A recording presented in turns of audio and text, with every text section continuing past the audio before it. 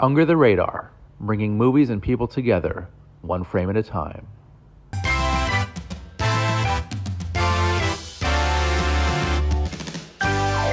Hey guys, I'm Randy Younger, and this is another episode of Under the Radar, bringing movies and people together, one frame at a time. And with me tonight, I have a great panel of guest critics. We have back from last week, we have you again, Ivy Lofberg. Welcome back, Ivy. So fun to be here. I couldn't miss this one. Oh, sweet. Thank you for that. And back since over the summer, you were on the show for Asteroid City. Now you're back for Mhm. more. Well worth the wait, Mr. Mhm. Chris Clemente. Welcome back, Chris. Thanks. Yay. You Excited to be sound so thrilled. back. No, yeah. No, it's always a pleasure to be here. I love talking movies, love talking movies with you and your exquisite guests, so I'm excited. Yeah. Thank you guys. Yeah. And I've been meaning to link you guys together because you're both very intelligent, very sweet people.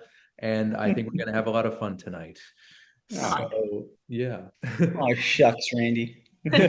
No, I really mean it. Um, Thanks. Spoken by a true Ghostbuster. yes, of The course. on-screen person. Um, And likewise, yeah. Yeah. but before we get into the fun stuff, guys, I just wanted to address what's happening now in the world, in Israel, these terrible things that are happening right now, the atrocities. I just want to wish everybody listening and watching to just, from the bottom of my heart, my heart goes out to everybody who's affected, all the families out there. And yeah, I just hope that this, horrific, these events, I just hope they just end as soon as possible. So, under the radar, we support everybody in Israel right now. So yeah, my heart goes out to them. So guys, we are going to discuss two very unique filmmakers who have been in the business literally as long as, no, longer than I've been alive. These gentlemen, we've got Joel and Ethan Coen, who started directing, basically their first feature was Blood Simple in 1984. And from there, they've given us and they still continue to this day, are bringing us some great art. Some of the best films of the past 40 years have been responsible, these two men have been responsible for. So I wanted to discuss one of their crowning achievements, The Big Lebowski, celebrating its 25th anniversary this year. And this film is unlike, I can't think of another film like this. It's a crime comedy, and it's got an ensemble cast led by the great Jeff Bridges, who plays the dude, Jeff Lebowski, who is basically caught in the middle of a mistaken identity plot. And we've got John Goodman, Steve Buscemi, John Turturro, Julianne Moore, et cetera, et cetera, et cetera. Fantastic cast, great script, great direction, great soundtrack, I must say. And, I can't say enough about this movie. I remember the first time I saw it, though. It was in college. I had a stoner roommate who used to put this on VHS. Would play the VHS every night before he went to sleep. And since we had a bunk bed, I had to watch the movie too.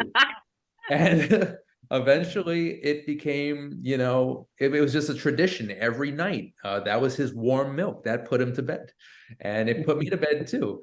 But since then, I've grown to love it. Every viewing, I just rewatched it, this week, and it gets better and better.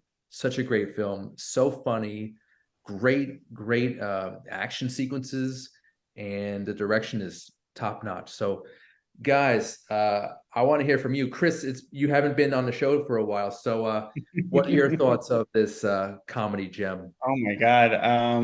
I mean, what can I not say about it? I mean, I love it. I love it. I don't think it's a shock. I think at this point, I think everyone kind of loves it, and if you don't, then you learn to appreciate it and then love it, which I kind of fall under that group. I I like you, Randy. I probably saw it first in college, Yes. and I admit I didn't get it at first. I didn't quite find it as funny as I do now, and it took multiple viewings over the years. And you you grow not just to find it even more hilarious, but you also grow to really appreciate the filmmaking. And even within the echelon of the Coen brothers filmography, it definitely stands out. They do have a unique rhythm to their dialogue, but even Lebowski has its own rhythm and its own dialogue that's even unparalleled to uh, other films by the Coen brothers. So it's just it's so quotable. It's probably one of the most quotable films of their filmography, and probably in comedy. What's there not to love? It's just a great amalgamation of actors and performances and filmmaking, and like you said, soundtrack, which has a big part of it. Just so many great performances. It's and you just learn to appreciate it over the years, and the nuances that you find between the chemistry of the characters. It's just a phenomenal film. Yeah. I think every actor involved, even the smaller names, they bring it. They give it their Yeah, all in this. yeah, And so amazing the ensemble we have here, even from just brief scenes with Steve Buscemi and yeah, John Turturro, and Philip Seymour Hoffman's in it, who yeah, is phenomenal. He was such a great actor. He was really left us way too soon. Such a yeah, Sam Elliott plays the narrator here. yeah. Tara Reid, yada yada yada. And I just realized today David Thewlis is in it. I did not realize that he played one of Maud's friends who was like giggling like a maniac.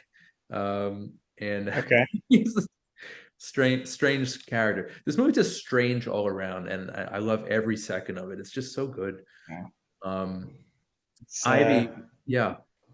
yeah. No, just looking at that time period, it's just Mm, you have Fargo, and then right. you have follow it up with The Big Lebowski.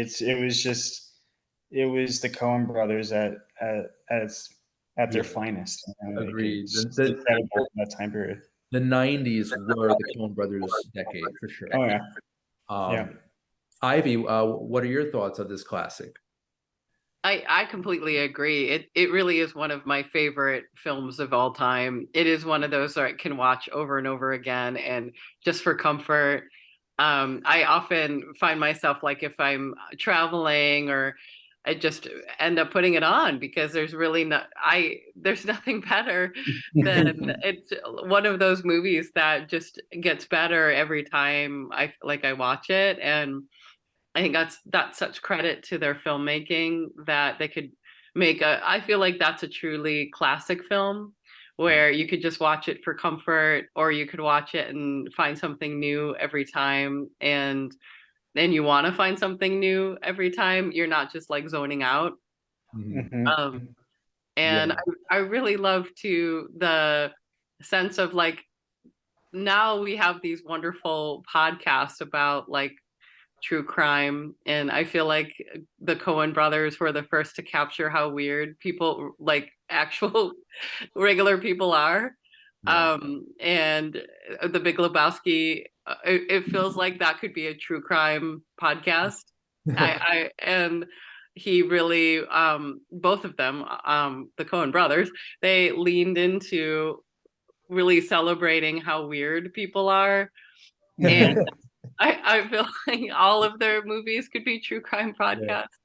Yeah. Um, and it's really fun too to go into stores now and you can see all this Big Lebowski merchandise.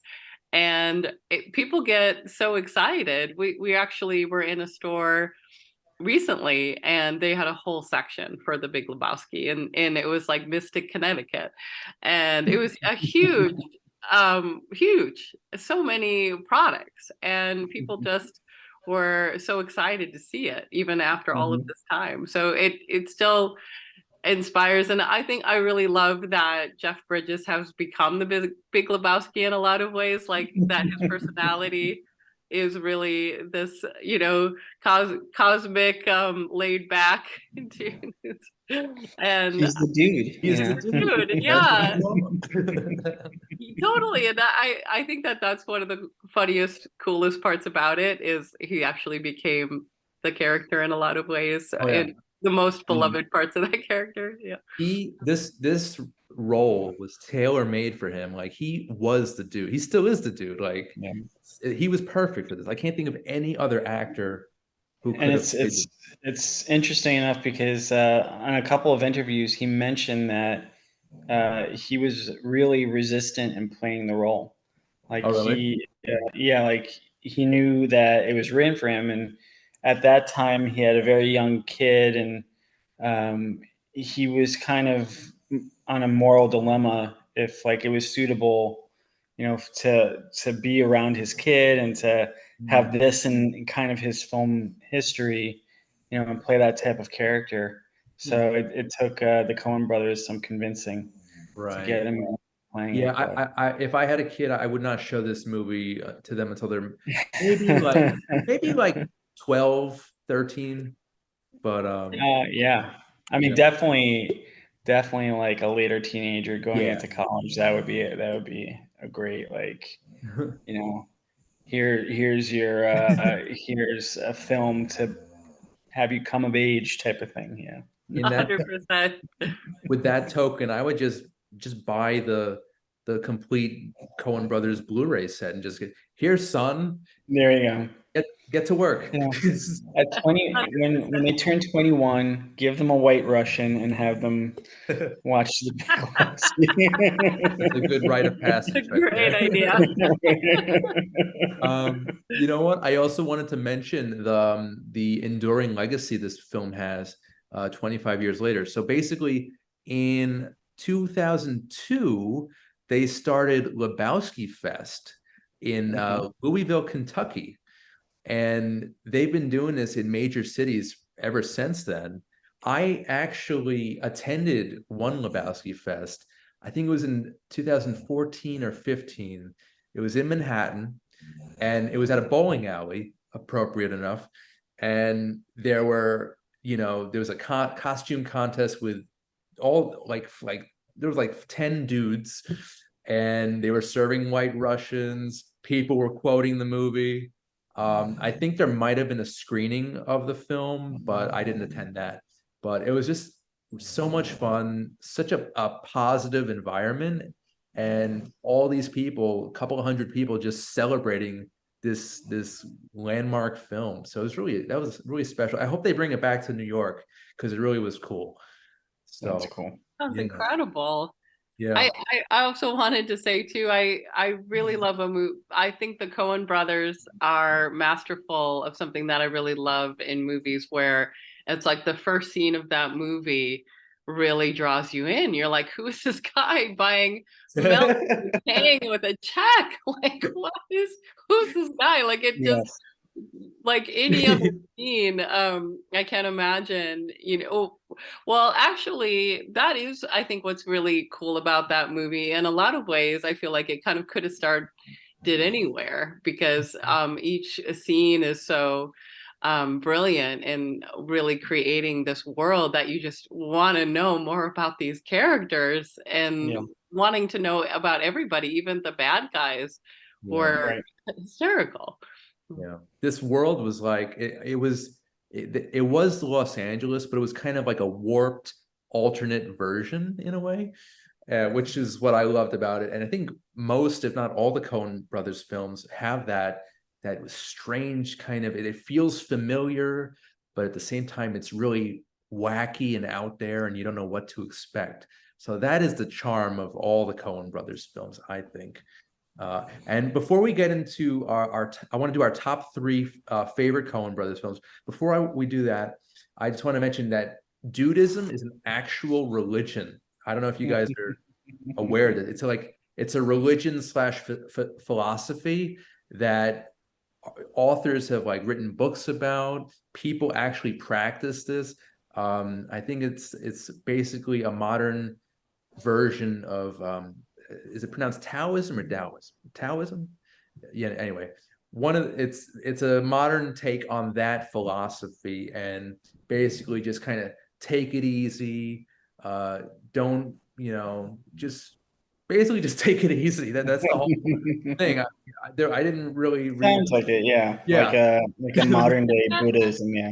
Yeah. So That's amazing. yeah, I That's think I might incredible. be I might be Dudist. I don't know. Yeah.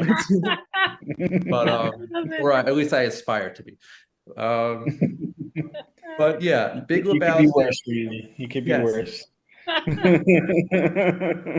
Big Lebowski is celebrating its 25th anniversary this year, and I have not heard of anything coming to New York, but I really hope we get another Lebowski Fest, because they're really cool. They're a lot of fun. Very cool. So yeah, I mean, I wish we had a lot more time, but we don't, unfortunately. But I just wanted to for sake of time, our top three favorite Coen Brothers films. And Ivy, ladies first. Oh, sure, thanks. I would say that the first one would be Blood Simple, because as a first film, it shows what can be done with a first film.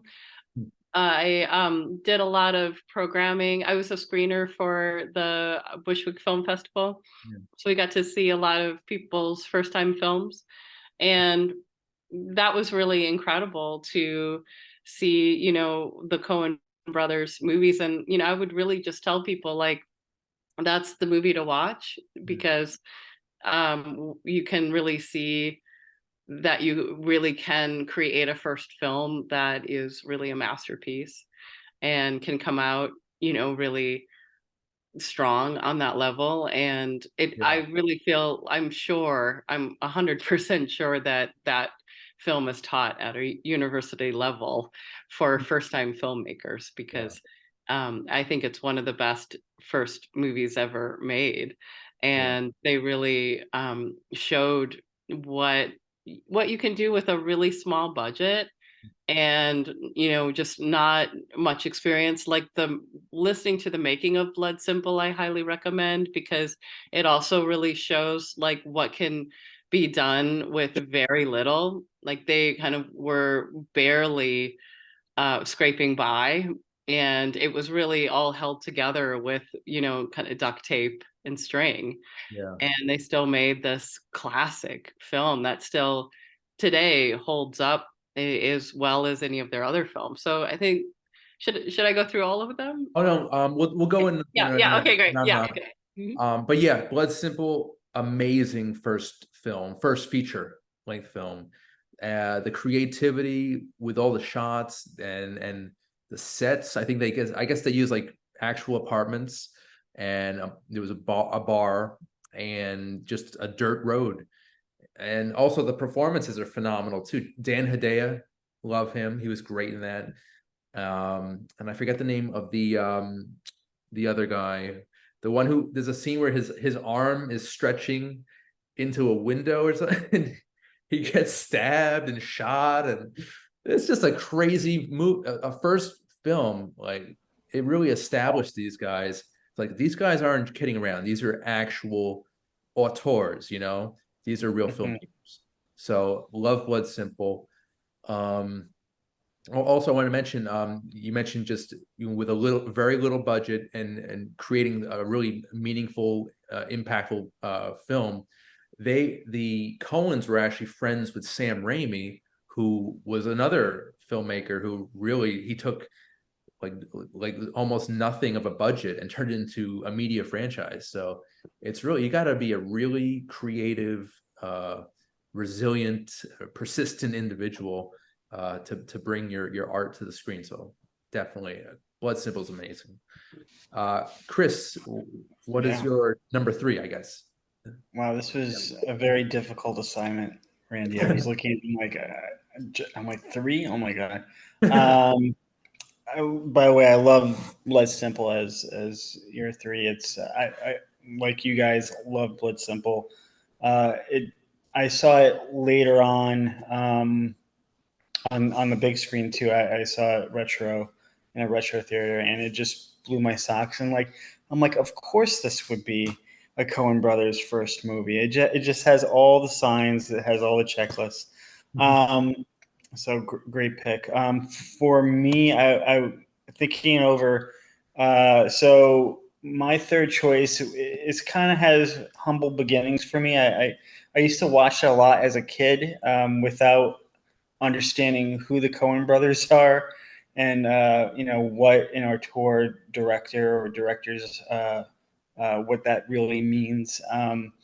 H We used to have HBO in our family a lot, and when I was a kid, as you guys probably could relate, there were a couple of movies that circulated a lot during that time. Um, Defending Your Life Oh, with Albert Brooks and Meryl Streep amazing. was on there Love it. a lot. Another Albert Brooks, The Scout, was on there a lot. Yes. And the Hudsucker Proxy was on there a lot. So I remember watching it a lot, being very captivated. If I was homesick and it was playing, like I would just watch it. And in hindsight, it checks all the boxes for me. I love Paul Newman. Randy, like Yeah. Paul Newman's my favorite actor, living or dead. Like it's like his filmography is like just on my queue, my Netflix queue, everything. Tim Robbins, and just the whole concept of an inventor, and making his way up and getting his name known. Like at that time as a kid, I was like into inventing things too.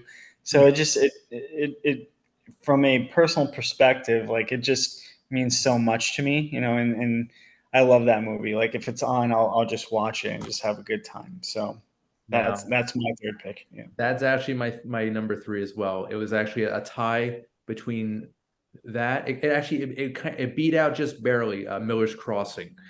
Um, Mm. but Hudsucker, just the production design alone Hmm. is Hmm. astounding. You've got Hmm. another ensemble cast in there, led by Yeah. Paul Newman, Tim Robbins, for kids. Yeah. Right. Right. Some great quotes. But it, Um, but like it's got yeah. that it's set in New York City, but like it feels like a weird version of it, which the Yeah. Coens, I don't know how they manage to do that every time. It's Right. just a great Right. effect that they do. Um, Right. It was. I mean, it definitely has its place in time. Like it's set what in the 1930s, 50s, I think. New York, Yeah. but also was shot in the 90s when like Tim Burton was huge. So it has like that Yeah. Art Deco-y feel that kind of matches the style of the 90s, like just it trendy type of filmmaking, but it kind of takes you back to that, spot too. So Yeah. the setting has kind of a breath to itself. It does Right. kind of like correlate to like Batman Returns Gotham City in a way. Yeah. A little bit, Right. like very similar, both during Christmas time and Right. yeah, very cool. Okay. Yeah. Very stylized. Yeah. All right, so for me, so Hudsucker Proxy was mentioned. I would have to say it's right in the middle of it's number two for me. It's Fargo. And this is the movie that really solidified the Coens as like, okay, these guys are really here to stay, and they're just gonna make movie after movie. They're gonna surprise us at every turn. You've got a fantastic cast. You've got an Oscar-winning role by Frances McDormand, who's actually married to, I believe it's Ethan. I think it's Ethan. Hold on a second. She's married to Joel, actually, Joel Coen. And she's phenomenal here. Steve Buscemi and Peter Stormare frightened me so much I think I saw this when it first came out. and yeah, Mhm. it's twisted. And the deeper this story goes, the darker and bloodier it gets, and it's Yeah. awesome. It's just the You can't Coens, you, yeah. you can't see a wood chipper the same. Oh God, yeah, exactly. But yeah, phenomenal film, really, really great. Yeah. All right, so we gotta rush a little bit, guys. Sorry, but Ivy, what's next on your list? Also, I have to say Fargo as well, and this was really hard. I love the Hudsucker Proxy so much too, but I'm from the Midwest too, so it was a really fun movie to watch from that perspective because the I agree with you, Randy. I really don't know how they do it. They captured like something about the Midwest that no one's ever been able to capture is that wild mixture of that I grew up around. And it was the first time that I really recognized the communities that I grew up around in terms just of that sense of like everyone's like really, really nice. And then they're like, they're like deer hunting and you like open up the garage door and your like dad is like working on a deer. And he's like covered Right. in blood. They're Right. like really nice people. It's Oh, like the man. mixture of that Right. is And so like wasn't like Frances McDormand's character, wasn't she pregnant?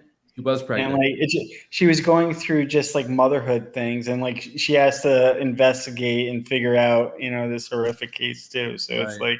like, yeah, it's like, yeah, yeah. it's so true, and I love too that they captured a certain like the women I feel like I Mhm.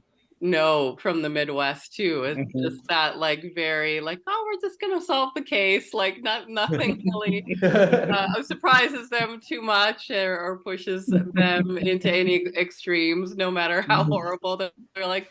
And I love that too, the sense of like the female character who's like the most grounded and Mhm. level-headed hero who's just really is just calmly going through solving a crime, and she's like, well, we can figure this out. And I love that kind of spirit of a female character. I think is really amazing because I think the female characters can tend to be portrayed as not the level-headed one. So it was Mhm. really exciting to see, like, oh yeah, that's what my friends and family are like. They are just like hearing the most horrific thing, and they're like, yeah, guy, like relatives would tell these unbelievable Oh violent yeah, stories, and they would just be like, yeah, it's yeah, just this a happened. it's a double homicide, don't you know? You know? Exactly, completely like that. Like they captured really the spirit of it. It's awesome. Mhm. Oh, guys, I hate to do this, but we are like almost out of time. Maybe we could just do like a really quick speed round. Yeah. Uh, Yeah. Chris, what's next on your list that Yeah. hasn't been said? Yeah, no, it's a three banger for us. Fargo was number two on my list too for the same reasons. Yeah. Nice. All right. How about number one, Chris? My number one is most likely No Country for Old Men. Nice. I think it's just their crowning achievement. And I'm also a sucker for Cormac McCarthy novels. I think he was one of the best American novelists. We lost him this year, but just a great adaptation and just a phenomenal cast. And Yeah. um, it's just it for me. You know, you know, yes, they made studio films before that, but for some reason, like No Country, felt like they can get anyone and do anything after that movie. I kind of equated to like Quentin Tarantino's Inglorious Bastards, because it felt like after that movie, like it just solidified him in the studio Yeah. system. It's just a So really it's a strong Western. yeah, And again, the Coens definitely know how to do crime yeah, crime dramas. crime thrillers and crime comedies. I don't know why they're so Mhm. good at that, but maybe it's not something worth analyzing. Let's just let it be. Mhm. Also, Javier Bardem in an Oscar-winning performance is chilling. Like he Yeah, is one of the most terrifying villains I think I've ever yeah. seen on film. And Oh, his it's like a weird what was it? It was like a gun that killed it you. was an air gun. Yeah. Yeah, yeah, Yeah. and it's. Oh I mean, man. I was like, there's a few books, Hmm. and you gotta give credit to the authors too. But like, I equate it. Do I dare say, like, The Godfather was such a great adaptation of Mario Puzo's novel, and it's almost like that here, where they verbatimly did a great adaptation to Cormac's novel, but they also spun it to make it their own. So it's one for me. It's one of the greatest adaptations. Cool. Also, The Road too, which was one of my favorite novels of all time, but also a great Cormac McCarthy adaptation. All right. Not a Coen Brothers film, but also just Yeah. Oh, just The up Road. there. Yeah. Yeah, Well, that's another discussion, but yeah, that's a that's another strong. one. Yeah. Yeah, yeah. I think my number one might be because we don't hear about it a lot, but Barton Fink. Um, I love this movie. I love John Turturro in it. He's basically this kind of like this troubled writer. He's a screenwriter who is tasked to come to Los Angeles to write a movie. Um, and he's just like totally distracted. John Goodman plays, he's in a hotel, and John Goodman is basically staying in a room next to his, and they form like a very strange friendship, and things just spiral out of control. It's Yeah. totally twisted in quintessential Coen Brothers fashion, perfect for them. And you have a really hilarious supporting role again from Steve Buscemi as the bellhop concierge, and yeah, I really like this film. Cool. I've It's a heard you mention yeah. that before. I have to say, it's on my blind spot. It's on my blind spot list. I have to Check it out. rectify that one of these days. Yeah. Yeah, I think if you're a John Turturro completist, you have to see it. Oh, and by the way, since we're on Turturro, this is something I forgot to mention during our Lebowski talk. They came out with a spin-off movie Yeah. in 2015, I think it was, called The Jesus Rolls, which was based on his character in Lebowski.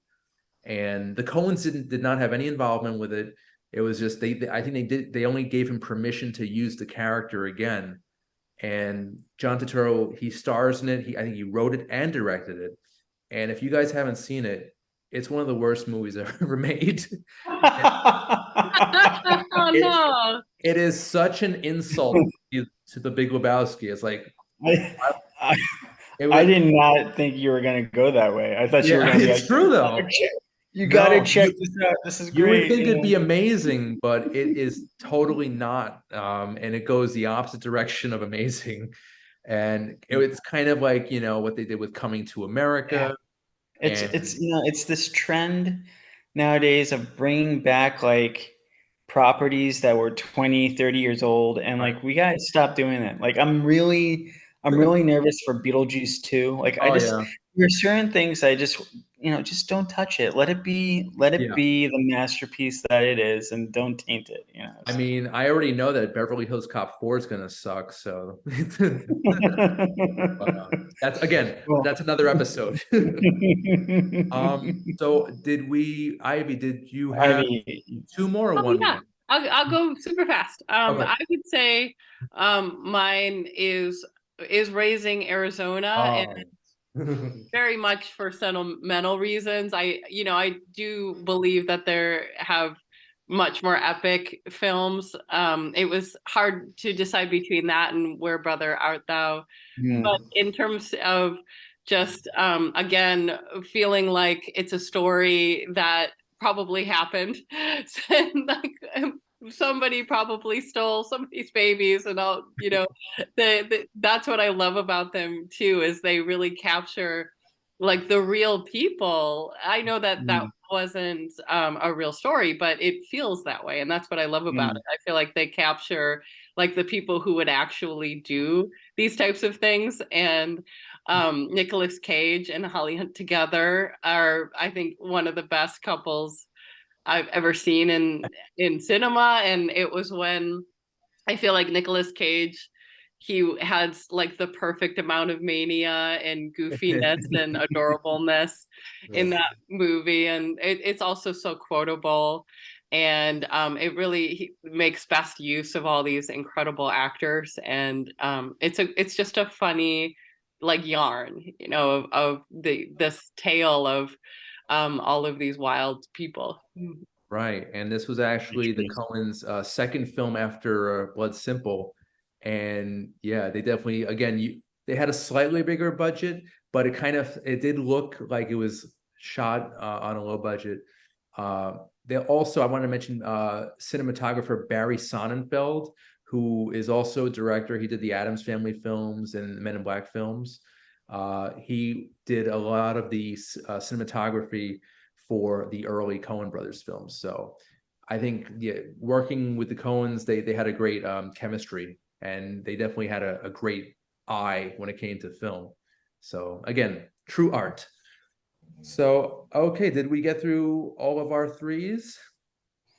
I Again, believe this so. episode could have gone a lot longer, but real quick, guys, do you have any plugs at this time? I just have my Instagram. I at my name at Ivy Lofberg, and I do something on it called Film Remedy, where I just pick a theme for the month and just share films that are under that theme. So for October, it's Dancing in the Dark, and I just share a film a day about that theme. So if it sounds cool to you, check it out. Cool. Awesome, awesome. Love that.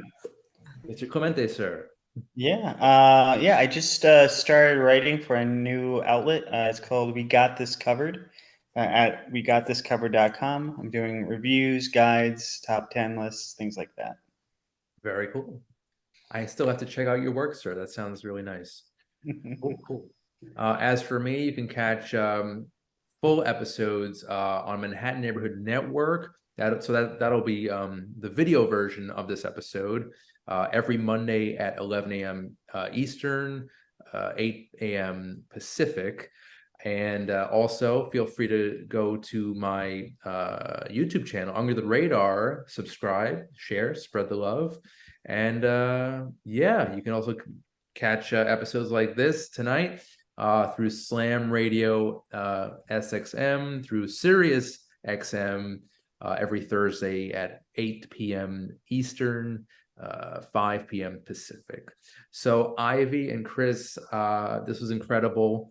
We could easily talk for another hour about the Coens. They're such great filmmakers, and we'll probably talk about them again in the future. So stay Yeah. tuned for that. Yeah, isn't So, either one of them, either Joel or Ethan, they're doing their own movie. I think it's a heist movie, so okay, yeah, that's good to know. something with Yeah. dolls in the title. What with dolls?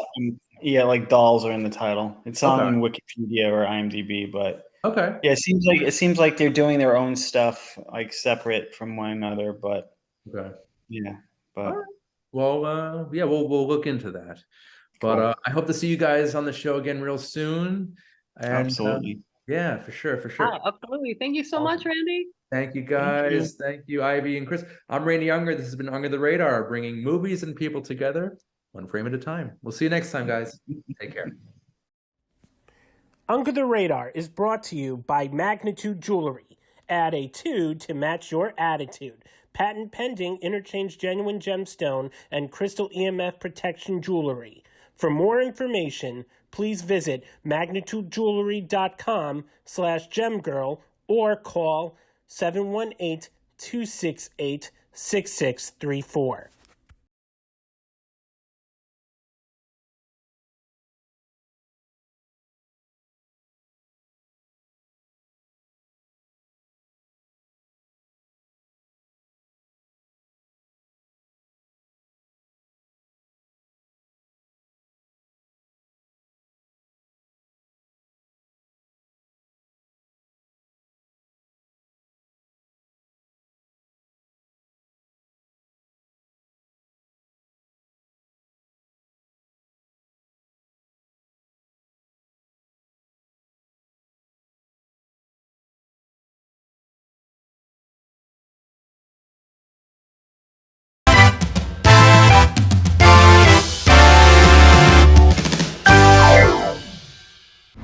was a fading vert skater. My income was getting cut in half every month, and so I started doing whatever I could. Around that time, in the halls of Activision, there was an idea to do a skateboarding game.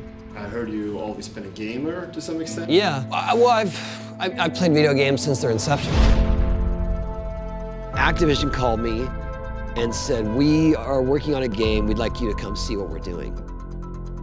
As soon as I played it and I felt just some of the controls, I knew that was the game. The video game obviously turned into something much bigger than I think anyone expected. To think that this may actually affect the evolution of skateboarding, which ultimately it did. It was nuts what that game did, not just for skateboarding as a whole, but for us as individuals.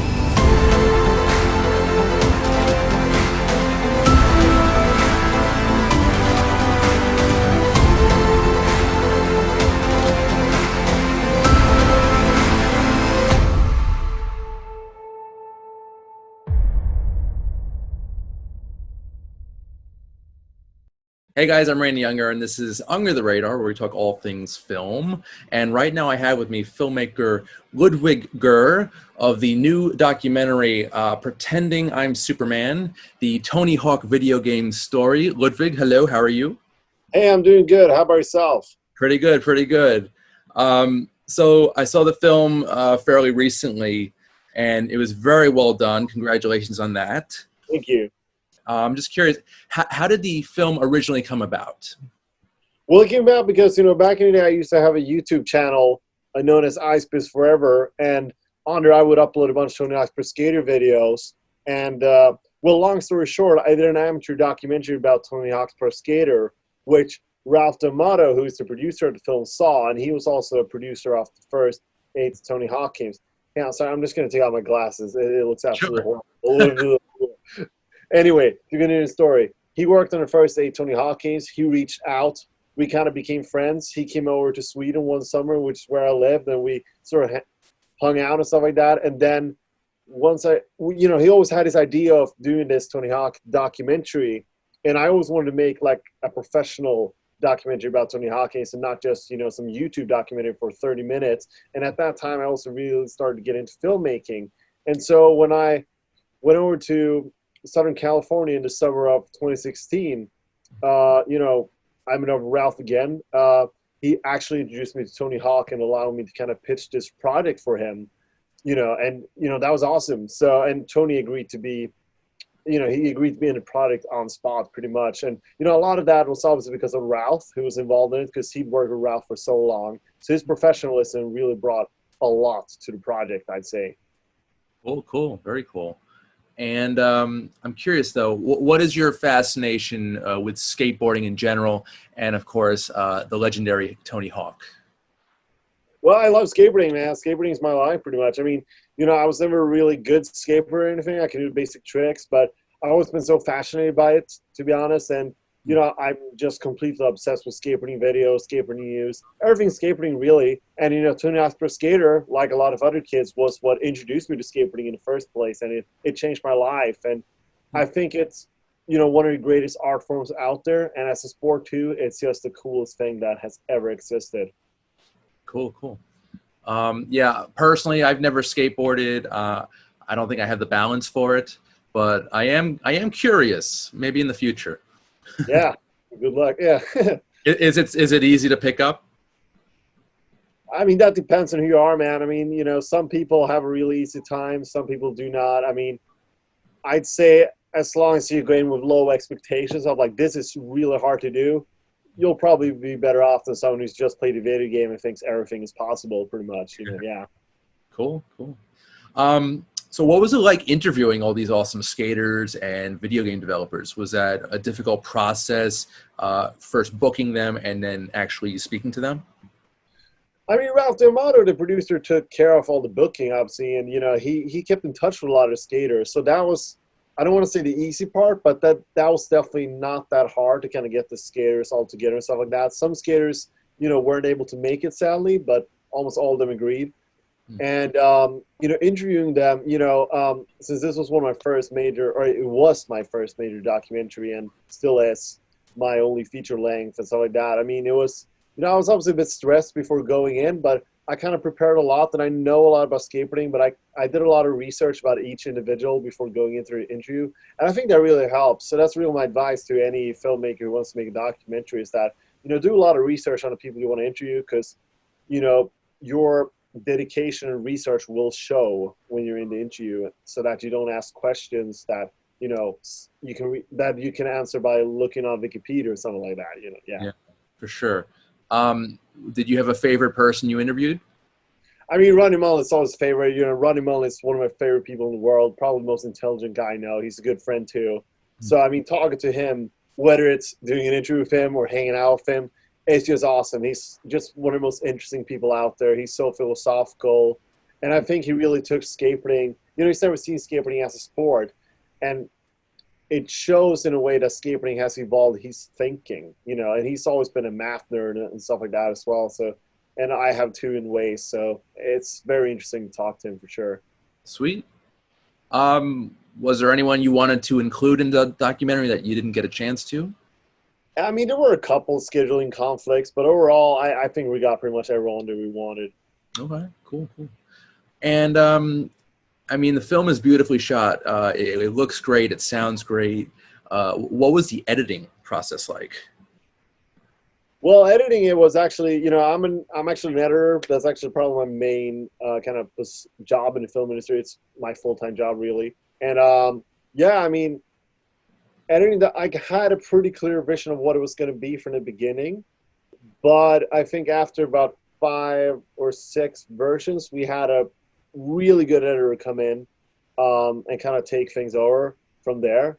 And he was so good and kind of, and we finished the product off together, and he kind of added the whole dramatic thing to it. And then, in 2019, we actually kind of finished up the ending because, for a long time we had a good film, but the last 10 minutes just didn't hold up. And then we shot some additional interviews and more footage, stuff like that. So the very final 10 minutes I did all by myself. That's probably, I mean, the greatest achievement of my life so far, honestly, editing those 10 minutes, because I think they're really great. I'm really happy with them. I still get goosebumps when I watch it.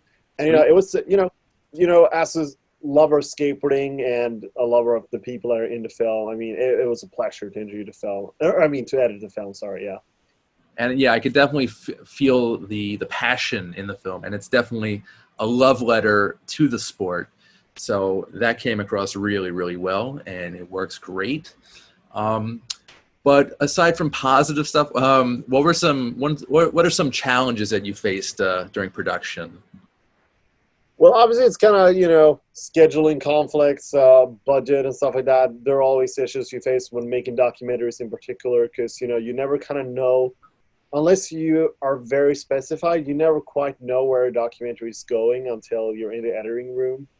I think those were the main challenges, and also getting the right people, because, we shot the film over, I think, 3 years. So, first we had these people, and then we edited a documentary, and we kind of realized, we can't really make this documentary without having these other people as well. So we scheduled new interviews, we did, we shot for another summer, and we kept on doing that for a while, and that's always hard. I don't think I've ever heard of a documentary that's been shot for 3 weeks, and then they actually got everything they needed. You always need something else, to kind of get that really good dramatic curve for your documentary. Yeah. All that time and hard work definitely paid off, for sure. Sure, for sure. And so, obviously, the documentary, it's not solely based on Tony Hawk and his skating, but it's really more about the history of the video game franchise. So I'm curious, growing up for you, what were, other than the Tony Hawk games, what were some of your all-time favorite video games? Oh man, I have so many actually, and I'm kind of the guy too who anything that I like a lot, I always tell people that's some of my favorites. So saying that, it won't really have an effect on most people that I call something one of my favorite games something. But if I have to name a few, especially growing up, I'd say Crazy Taxi was another one. That's still one of my favorites of all time. Legend of Zelda: The Wind Waker. Such a huge fan of the game. And then actually some store-based game, Resident Evil. All the games, and then also some store-based game by Quantic Dream called Heavy Rain. Especially, that's one of the games that kind of changed my life in a way. I don't know if you ever heard that game. It's a very kind of interactive film, really. So it Oh. couldn't be more different. What was the name? I'm sorry. Heavy Rain. So No. so the guy who did it actually did a game with Ellen Page as well called Beyond Two Souls, which. Okay. So yeah, he's essentially a filmmaker turned, well, game designer. Yeah. That's cool. Are there any ambitions to maybe turn a well-known video game into an actual feature-length film for you? I've actually had ambitions with that. You know, that's funny you say that, because I haven't always said it, but I always tell people that, you know, some of the best stories I've ever kind of experienced in any art form is through video games. And I think a lot of it has to do with that video games are sort of an individual experience, and you can kind of take advantage of the art form just like you can take advantage of, you know, the art of film in ways that you can with books or, you know, or music and stuff like that. So I think, yeah, I mean, I've always wanted to make kind of a film based on one of my favorite games as well, Eternal Darkness, which is a really good horror game. Okay. But I don't think that's ever going to happen. And then obviously that probably won't happen, I should say. And then, you know, there's a bunch of other just really great video games that I play that had kind of inspired me to write screenplays in a certain direction and stuff like that. Right now I'm kind of obsessing with a game called Harvester from the 90s, which is a really weird point-and-click game that, yeah, I'm kind of surprised I haven't seen a film adaptation of, but at the same time, that's a game that wouldn't lend itself well to film, probably. Okay. Well, I look forward. I hope to see that from you at some point. Oh, that's so cool! Yeah, maybe someday. Yeah. Yeah, for sure. I love it. I love it. Now, speaking of film, so this documentary has a really great visual style. Like you really pieced it together really well. The tone is perfect, I'd say, for this subject matter. Who are some of your filmmaker influences? You know, it's a really good question. But I'd say, you know, Stacy, when it comes to a documentary that has kind of similar tone, not similar tone, but a similar style, you know, one of the biggest influences was definitely, you know, the Bones Brigade documentary by Stacy Peralta, Bones Brigade, an autobiography. You know, that's a huge influence on me.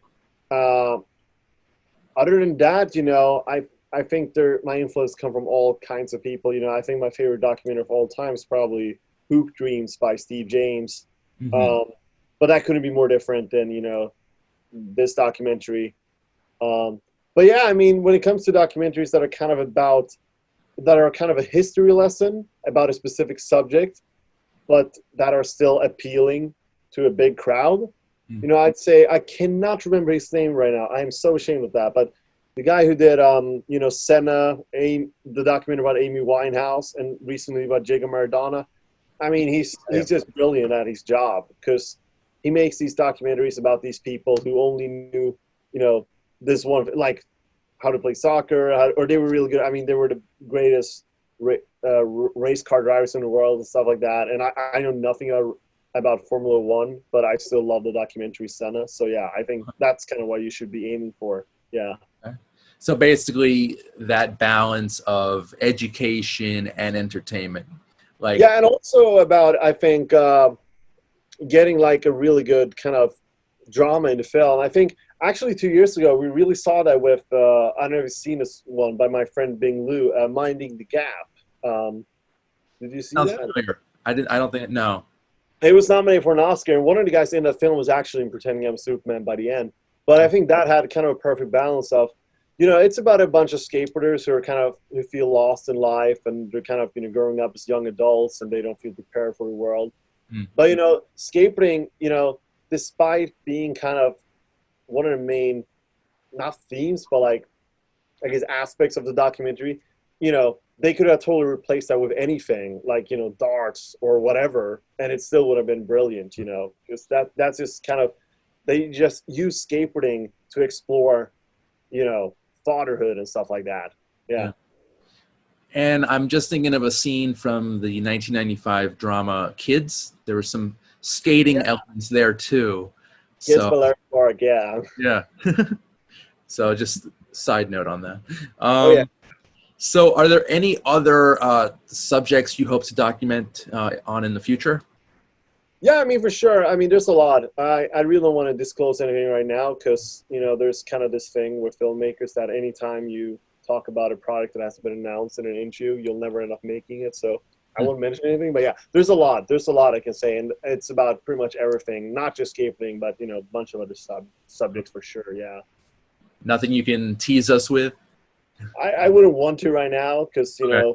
then I have to stick to that for the next 10 years. So yeah. Okay, it's cool. Yeah. So yeah, obviously we are in a weird time right now, and I'm just curious, as a filmmaker, what direction do you see filmmaking going in the age of COVID?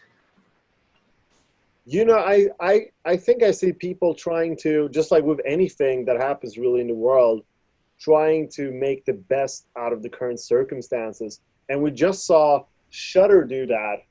They released a horror movie by, I cannot remember his name right now, but he's a British short filmmaker, and he made essentially a horror movie that takes place on a Zoom chat, like we're in right now. That's cool. Called Host. And that was, I think that kind of took the world by storm, really. I think it became Shudder, which is a streaming service I never heard of before, suddenly came on everyone's radar because of that. But yeah, I think people will just take advantage of, or not take advantage, but they will kind of just use the current circumstances for their own benefit. I think this whole COVID-19 thing mainly affects, obviously the big studio films where like thousands of people work on the same project. I think the kind of indie film market will, sort of remain the same. Obviously productions are a bit postponed for now, and eventually, hopefully at least in a year, everything will be back to normal. We never know. We can never take anything for granted. Right. But yeah, just kind of use your circumstances and try to make the best of it, yeah. Yeah, I think this is going to give filmmakers an opportunity to be very creative in their methods, in terms of equipment and location, and it'll definitely be cheaper for them. But, yeah, for sure, yeah. But we'll see. Ludwig, I'm just curious. Have you acted at all? Are you involved in on the other side of the camera at all?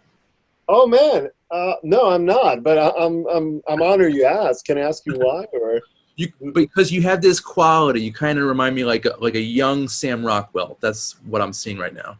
Wow, you're actually not the first guy to think, to say that I remind someone of Sam Rockwell. But man, I'm hugely honored actually.